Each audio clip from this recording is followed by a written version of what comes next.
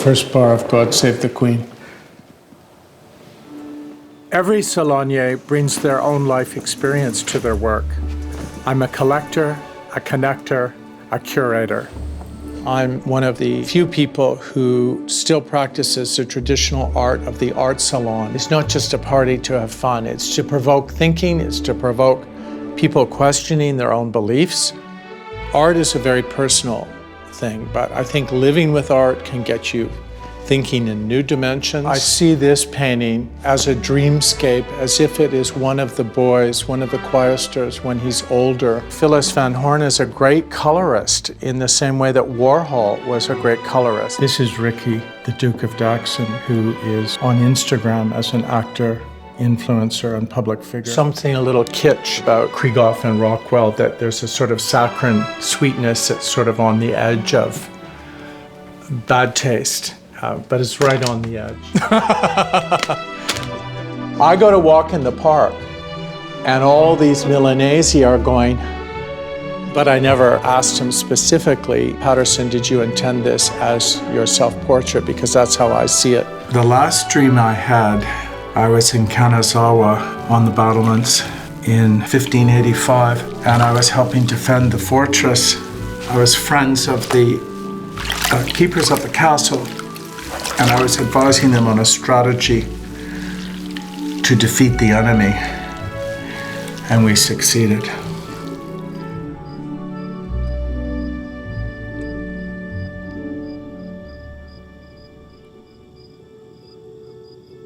I work with and support Canadian artists in order to help them get established.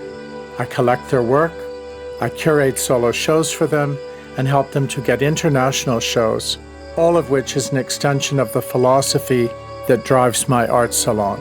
So I'm trying to stimulate interactions between people who normally would not interact by putting writers and playwrights and dancers and filmmakers and visual artists together with people who support the arts so that we might get some funding. Somebody might be turned on by an idea and want to invest in an artist and work with them. The past year, I've been working on a fête champêtre, a pastoral salon which will take place on my farm, raising money for the Montreal Museum of Fine Arts. Good boy. Ouais, Bruce est un ami très fidèle. Voilà. He has such a strong vision with a high ambition for culture. It's really a question of sharing and heritage, and also enhance togetherness through the country. It's not a question of collecting contemporary art, but really what could you do with art? What could you give to make our society even better?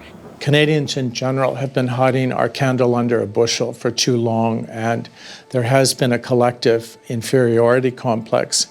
And I think what I wanted to do is say to people, we should be more confident and proud of the culture we're creating. We have great artists. Canadian artists and institutions are second to none in the world.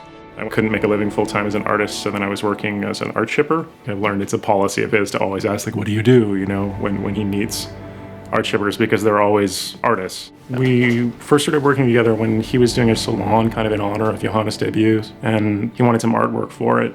That was 20 etchings that he put up, and then he invited people who he thought might be a good fit for me. You know, this huge party with a lot of kind of cultural cognoscenti people, and then, you know, started making sales for me and introducing me to collectors and curators and all that. That's how it worked.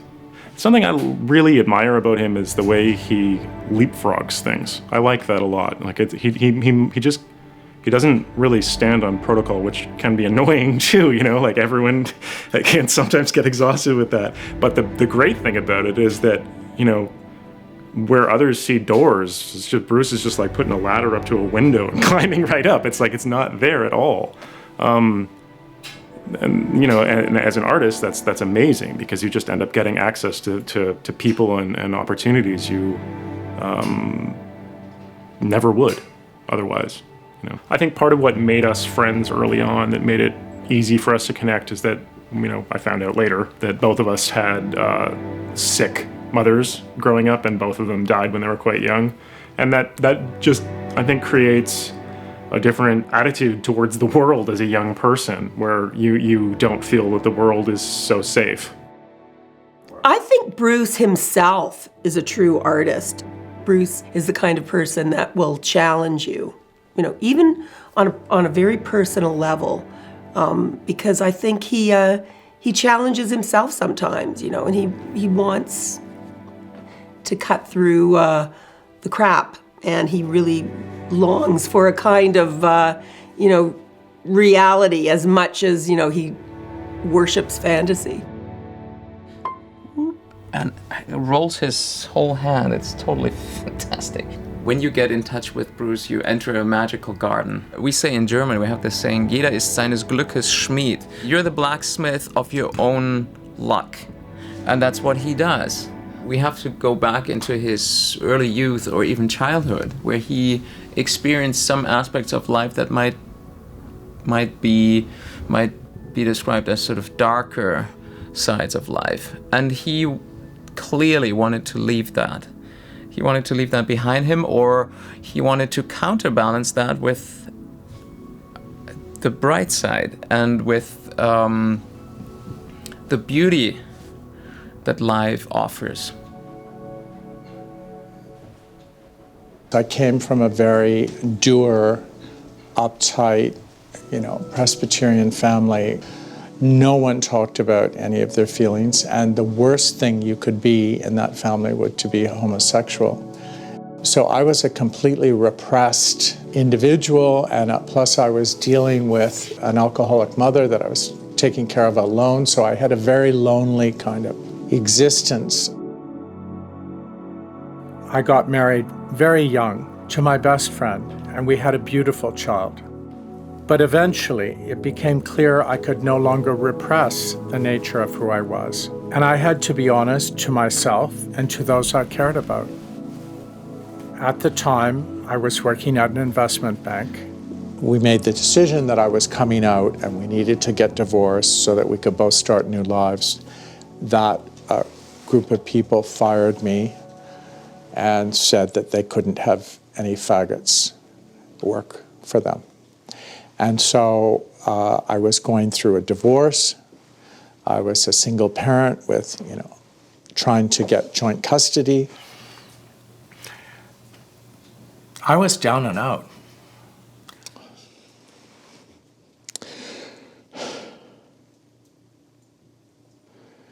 I didn't want to kill myself because my mother had killed herself when she was in my care. So my mother had committed suicide, which has devastating consequences for the survivors. And I had a kid. So my options were, I ruled that out. And I remember rereading, I brought out that little paperback of Camus' L'Étranger.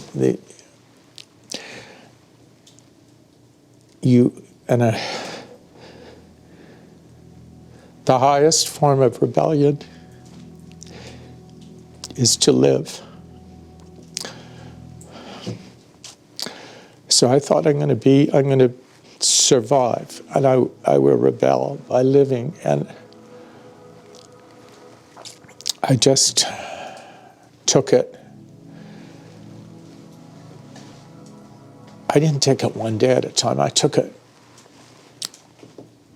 like an hour. I took it an hour at a time.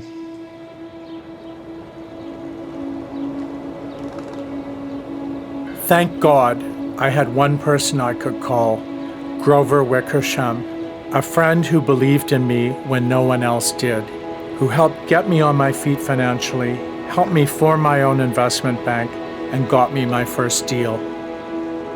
Being able to help other artists in the same way that I had been helped, it sort of made me feel good that I was able to do that and help change someone's life for the better. It made me feel good.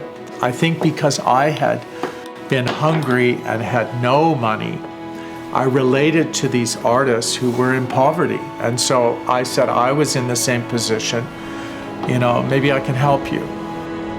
Art has been a refuge for me because it has allowed me to create an alternate world that allowed me to escape from the grim realities of my real world.